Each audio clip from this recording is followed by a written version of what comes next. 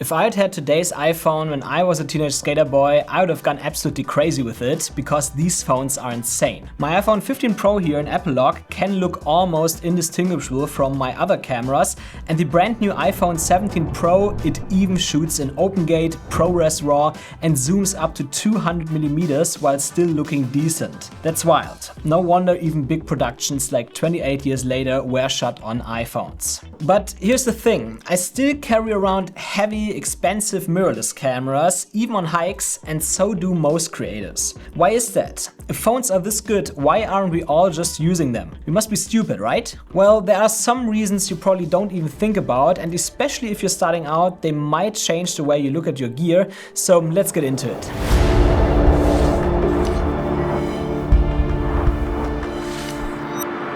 Now, as creators, we all want simplicity, like travel light, no heavy gear, and just using what's already in our pocket to capture epic photos and videos. That's the dream, right? And honestly, with today's iPhones, the dream is pretty real. You can shoot incredible looking footage straight out of your pocket, but here's the catch. Once you move into professional filmmaking and photography, it's not just about image quality anymore, it's more about the workflow. And this is exactly where the big difference shows up between phones and cameras.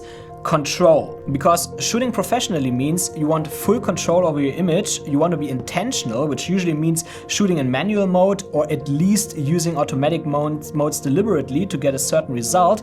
And the moment you try doing that on a phone, you will notice it's a lot slower compared to a proper camera. Let's take something super simple like changing ISO. On a phone, I have to tap into the ISO menu, adjust the ISO, and then exit that menu again. And it's the same story for shutter speed, white balance, you name it. Now let's have a look how it works on my camera. ISO, shutter speed, aperture, done. Instant. And on a phone, you can't even control aperture at all unless you attach an extra lens, which defeats the whole purpose of using a phone since it wouldn't fit in your pocket anymore. Another big one is focus. On a phone, you need to use the touchscreen for that. It's not slow, but it means you're having to move your hand and it doesn't always get where you tap right directly.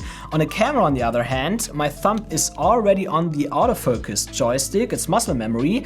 I don't even have to think about it, and I can even use the viewfinder while adjusting the focus point. Now you might say, yeah, but if I have time to set up a shot, that doesn't matter. And sure, for stage setups it's fine, but for the kind of travel content I love to shoot, or if you shoot documentaries, moments do happen in seconds. With a phone, by the time you've tapped through the menus, the shot is probably gone. On a camera, my fingers already know where to go, so changing settings takes a fraction of a second, and even when I do have time, I still prefer mirrorless cameras because of flip screens. If I want to film myself, I just flip the screen around to quickly judge the framing. On a phone, that's trickier because you can't flip the screen, and external solutions need setup or wireless connection, what takes a bit of time. And I also need it for other things while I'm shooting, like reading scripts, shot lists, fly my drone, or watching cat videos. Yeah, maybe I should not do that. You know, there's always something going on, and if my camera is set up, I can use my phone for those tasks without disruptions, even watching cat videos when I take a break. That's why sometimes I would even recommend an action camera over a phone for vlogging, for example, because with a GoPro, Insta360, DJI or so, it's literally one button and you're rolling and you can even see yourself. Yes, phones still look better in many cases, especially iPhones compared to action cameras, but when it comes to pure convenience, action cams and even 360 cameras are often the better choice. And then we get into the lenses. Phones have improved a ton, like the 4x to 8x zoom lens on the iPhone 17 Pro, for example, is genuinely impressive, but it still can't match real glass. Like, bigger lenses give you shallower depth of field and sharper results oftentimes, especially on longer focal lengths, and that's something that phones just can't replicate. And let's be honest, even having a bit of blur on wide-angle lenses looks pretty nice. It's not important, but I do love it. That said, I will admit when it comes to image processing, I'm constantly surprised. Like in certain shots, modern iPhones can actually outperform some traditional cameras, like Christopher from YC Imaging, for example, recently showed pretty well in his iPhone 17 Pro versus FX3 comparison video. And that's where I think camera manufacturers are really falling behind. Like, they need to start bringing the computational power and AI tricks we get on phones into mirrorless systems, because imagine having that kind of processing power combined with the quality and controls we get with full-frame cameras in such a body. Like, that would be amazing. So this is where everything shifts, because when you switch to a proper camera, you instantly feel the difference. A camera is built for one purpose only: to capture photos and videos as efficiently and intentionally as possible.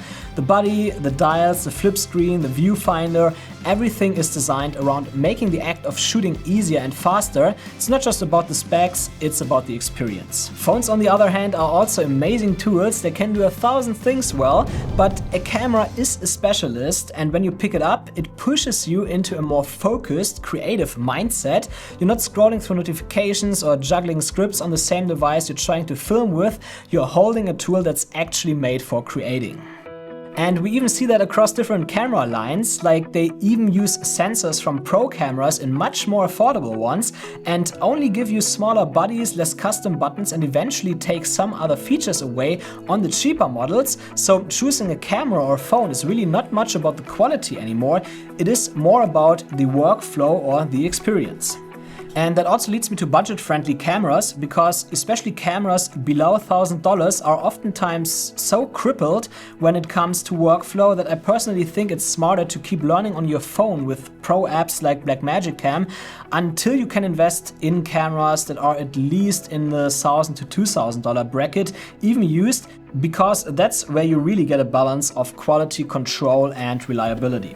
I'm not saying you should never get a camera below $1,000. There are definitely good ones that make sense for certain use cases and you get the lens advantage.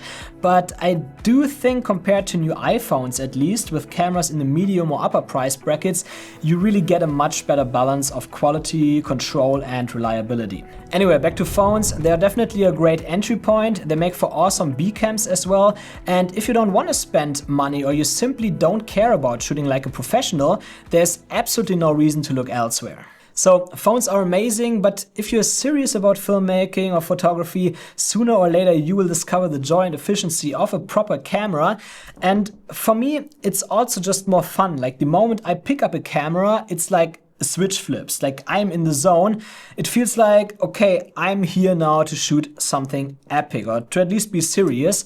While with a phone, it's more like documenting a moment. Like, it's more like about that I captured something, but it's not necessarily to make it good. So with a camera, it feels more like actual creating. But what about you? Do you feel the same way about traditional cameras, or do you prefer sticking with your phone even if you've tried bigger cameras before? Let me know in the comments. I would love to hear your take. And if you want to take this further, definitely check out my videography courses. I have one specifically for shooting with iPhones, if that's your thing, plus several that cover general travel videography. You will find the links in the description below. And if you want to see what's possible shooting only on an iPhone, check out this video here in the corner. I think you will love it a lot. Awesome, I did not forget to hit record.